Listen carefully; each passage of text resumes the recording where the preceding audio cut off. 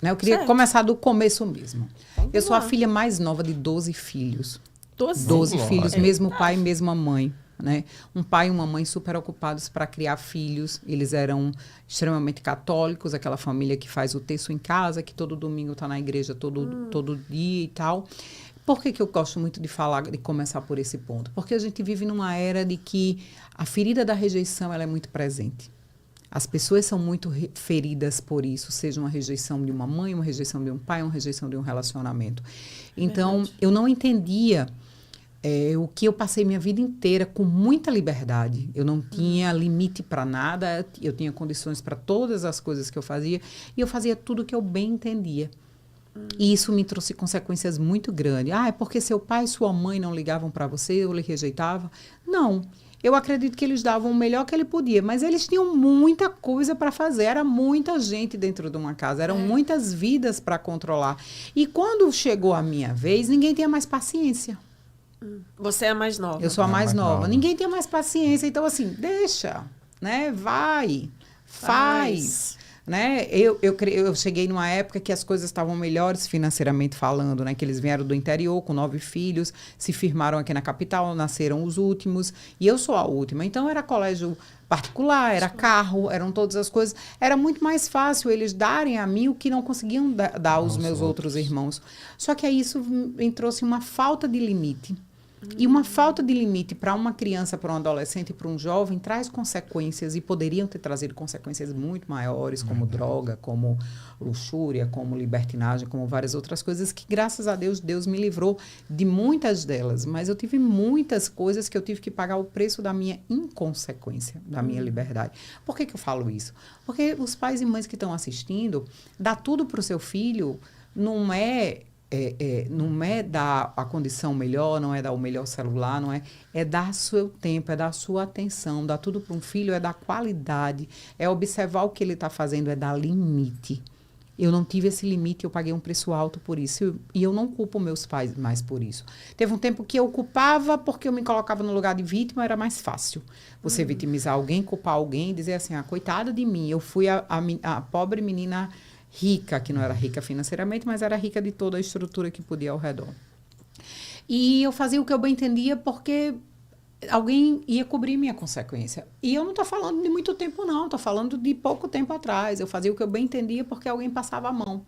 Porque alguém resolvia, porque eu tinha conhecimentos que iriam resolver meus problemas. Eu fazia todas as coisas, e o não ter limite me colocou em situações muito difíceis que eu vou relatar um pouco para você, né? O jornalismo, ele entra na minha vida primeiro com a publicidade. Eu queria muito fazer medicina. Eu era louca para fazer medicina, porque eu tenho uma irmã mais velha que eu sou apaixonada, que ela é médica, e eu queria ser igual a ela. Ser aquela médica que você chega no interior e todo mundo lhe conhece, todo mundo lhe semideusa, né? Porque você resolve o problema de saúde. E eu queria ser igual a essa minha irmã. E eu queria fazer medicina, só que eu tinha muita preguiça de estudar. E era muito fácil não estudar, porque não tinha quem me cobrasse. Né? Eu fazia, como eu fazia o que eu queria, então era ano de vestibular, na época ainda era vestibular, não tinha ninguém dizendo, você tem que estudar, você tem que fazer isso. Eu tinha os melhores cursinhos, eu tinha acesso eu estudava no Salesiano, eu tinha acesso aos melhores professores, só que de verdade eu não estudava. Eu frequentava as aulas. Né? E não passei no vestibular de medicina, era natural não passar, então você estuda outro ano, faz cursinho. Nesse outro ano eu fui fazer cursinho no melhor cursinho que existia na época, e lá você começa as amizades. E eu era muito nova, tem esse detalhe, eu terminei o pré-vestibular com 15 anos de idade, todo mundo tinha 17. Terminou cedo.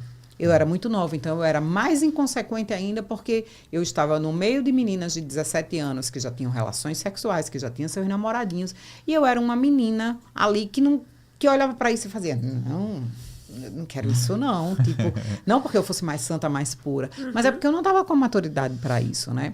E isso me causava um pouco de rejeição também, a dizer assim, aqui não é meu lugar. E sempre tentar se encontrar, e às vezes você sofre um pouco de eu não digo bullying, que na época não existia isso, mas você sofre um pouco de tipo, eu não estou encaixada.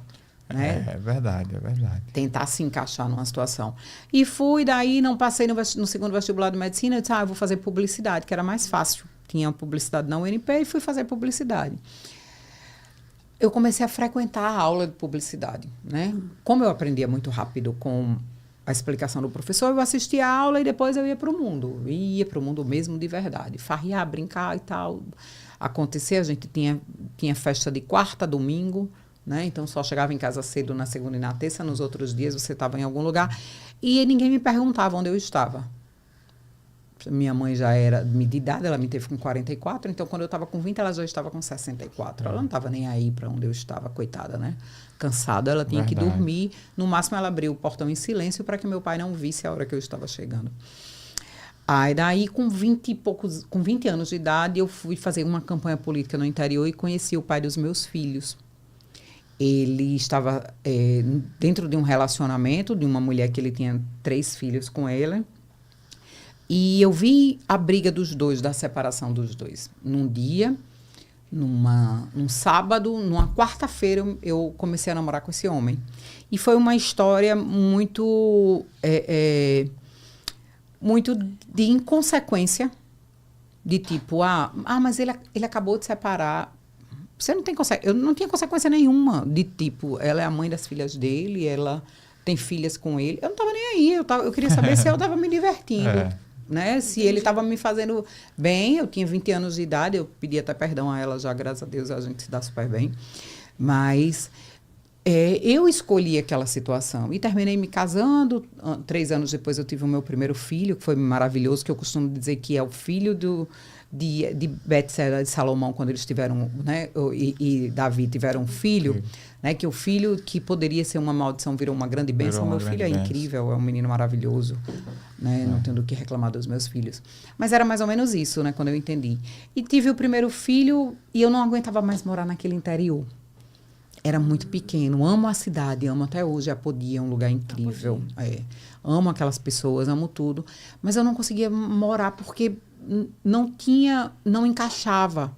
Eu não tinha onde trabalhar, a minha vida estava aqui, lá era tudo muito parado e eu tinha muita sede de crescer. E eu disse, como é que eu vou crescer aqui? Né? Tinha uma rádio lá, tinha uma situação, tinha uma coisa, mas não era.